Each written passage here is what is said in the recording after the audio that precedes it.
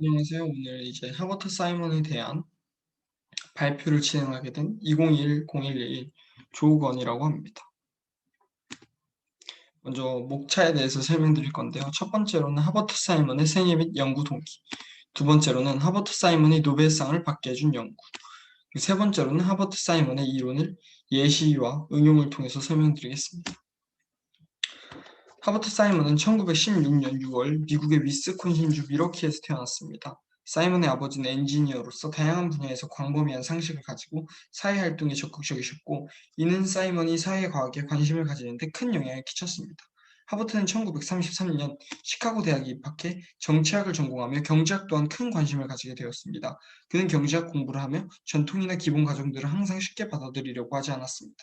그는 어떠한 가정이 실제로 타당한지를 생각해보고 더 나은 방법론이나 실제 현상에 부합하는 가정을 제시하는 것에 큰 관심을 가졌습니다. 1930년 당시 하버트 사이먼은 시카고 대학의 현실 문제에 관심을 가진 정치학자들과 대공황과 여러 경제 문제에 대해 토론하며 경제 문제에 특히 관심을 가지게 되었습니다.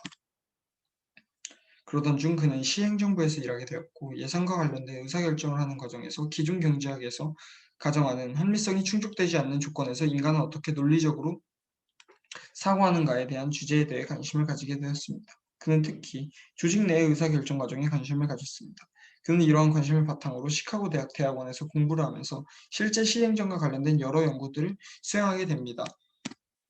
일례로 3년간 버클리 대학의 행정연구소에서 일하며 인사 및 조직과 관련된 실제적이고 구체적인 문제에 대한 연구를 진행합니다. 예를 들면 버클리 대학이 있는 캘리포니아 주정부 산하에 몇 명의 사회사업가를 두는 것이 적절한가와 같은 문제였습니다. 여기서 사회사업가란 현재 사회복지사로 명칭이 바뀌었습니다. 그는 또한 추상적이고 이론적인 지식이 구체적인 상황에 적용되어 현실에 어떠한 해결책을 제안할 수 있는지에 대해서도 여러 고민을 했습니다. 이러한 구체적 고민들은 그는 다시 논문이나 책으로 정리해 한층 체계화된 이론으로 발표했습니다. 그러던 1952년 사이먼은 카네기 공과대학에 신설되는 산업행정대학원 운영에 정권을 위임받는 조건으로 학교로 옮기게 됩니다. 그는 이후 1952년 랜드의 시스템 연구소에 들어가게 되었고, 이곳에서 뉴얼이라는 그의 연구 동반자를 만나게 됩니다. 둘은 인간의 마음이 정보 처리 시스템이라는 견해를 함께하며 이론을 발전시켜 나갑니다. 사이먼은 의사결정 이론을 이후에도 연구를 계속 진행합니다. 그는 만족 이론에서 제한된 합리성이라는 개념을 제시해 당시 학계에서는 학계에 신선한 충격을 가져다 줍니다. 사이먼은 제한된 합리성 개념을 건초 더미 속에 묻힌 여러 개의 바늘 중 한 개를 선택하는 의사결정을 하는 것에서 예시를 듭니다.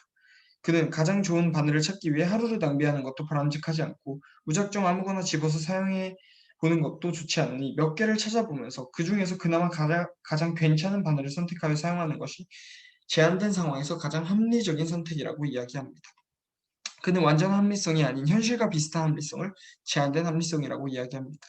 그는 만족 있는 합리성을 추구하지만 인지적 능력과 분석 능력상의 한계로 최적의 대안보다는 만족스러운 대안 또는 수용할 만한 대안을 선택하는데 만족한다고 이야기합니다. 더불어 의사결정자는 인지적 문제 때문에 모든 문제를 동시에 고려하는 것이 아니라 순차적으로 고려하게 되고, 이 과정에서 의사결정자는 관련 문제 영역의 기대 수준을 충족한다고 판단되는 첫 번째 대안을 선택함으로써 만족한다고 이야기합니다. 정리해보자면 그는 기존의 완벽히 합리적 인간으로 가정했던 기존 경제학의 틀에 의문을 던지며 조금 더 현실과 가까운 의사결정 이론을 제시한 것입니다. 그리고 그는 1978년 그는 노벨 경제학상을 수상하며 그의 경제학적 업적에 대한 공로를 인정받게 되었습니다. 그의 이러한 의사결정 이론은 심리학과 경제학을 합친 행동경제학의 생성에 큰 도움을 주었습니다. 후에 리처드 탈러가 행동경제학을 발표하면서 노벨상을 수상하는 데도 큰 영향을 미쳤다고 볼 수 있습니다. 세 번째로는 하버트 사이먼의 연구에 대한 예시 및 응용입니다. 그의 의사결정 이론은 경제 조직 내부에서의 의사결정 과정에서 사용되었습니다. 그의 의사결정 이론에 대해 예시를 일단 들어보겠습니다. 결혼을 한 신혼부부가 살 집을 알아보고 있다고 합니다. 그들은 아늑하고 서울 주변에 위치해 있으며 방이 2개가 있으며 비교적 저렴한 가격인 방을 구하고 싶어 하죠. 그들의 조건과 딱 맞는 집이 어딘가에 존재하지만 그들은 근처 부동산에 들어가서 그들은 제한된 시간과 제한된 정보, 제한된 탐색 기회 때문에 그들이 찾는 완벽한 조건에 취합하는 집을 찾지 못합니다. 그러나 여러 가지 집을 돌아다녀 보면서 네 번째 집, 그들의 그들이 맞는 기준에 완벽히 충족하지 못하지만 그래도 그나마 나았던 집을 선택하게 됩니다. 제한된 시간과 제한된 돈, 그리고 제한된 탐색 기회 때문이었죠. 그러나 그 뒤에는 훨씬 더 좋은 집이 존재하고 있었을지도 모릅니다. 그는 이러한 제안을 조직의 의사결정에도 도입합니다. 그는 조직의 의사결정 과정에서는 완벽하게 합리적 선택을 할 수 없도록 만드는 세 가지 제약이 있다고 이야기합니다. 첫 번째로는 제한된 합리성입니다.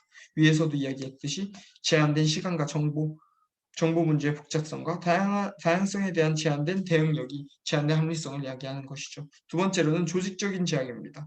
구성원 간의 방향성 차이, 조직 문화의 차이 등이 있습니다. 세 번째로는 개인적인 제약입니다. 성공과 출세의 욕구, 개인적 위신, 개인의 의사결정 스타일 및 개인적 친분 등이 있습니다. 그는 조직은 이러한 제약들 사이에서 가장 최적의 대안을 찾는다고 이야기합니다. 이러한 이론은 그가 현실과 비슷한 인간을 경제학의 주체로 삼고 싶었기 때문에 등장한 이론이라고 생각합니다. 방을 구하는 신혼부부의 예시에서 드러나는 제한된 합리성 같은 경우에는 현재 여러 인터넷의 발전과 교통의 발전으로 점점 사라져가고 있습니다. 예를 들면 다방과 직방의 경우입니다. 네, 광고 아닙니다. 그리고 이제 조직에서 제한된 합리성은 조직의 파벌 및 위계 질서로 인해 계속 존재하게 될 것이라고 생각합니다. 저는 조직 이론에 적용된 제한된 합리성 이론이 그저 경제학적으로 현실과 유사한 인간 모형을 만드는 것에 그치는 것이 아니라 조직에서 어떻게 해야 보다 최적의 선택을 만들 수 있는지에 대해 응용되어야 한다고 생각합니다. 예를 들면 개인적 제약과 조직적 제약 등을 줄여나갈 방법을 찾는 이론 등을 통해 주류 경제학이 이야기하는 합리적 선택 등을 하는 인간에 가까워져 경제적 후생을 증가시키는 데 응용되는 등으로 말입니다.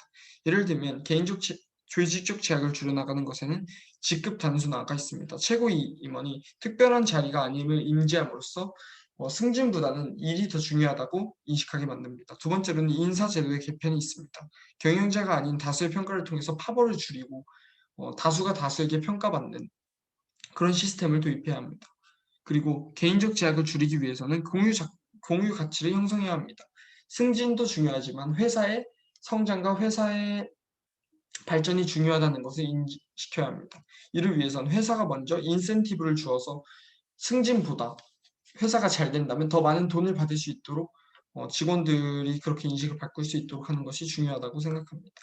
이렇게 어, 이렇게 제한된 합리성 이론이 합리적 인간을 만드는데 더욱 중요하게 사용되었으면 좋겠다고 생각합니다. 이상으로 발표를 마치겠습니다. 감사합니다.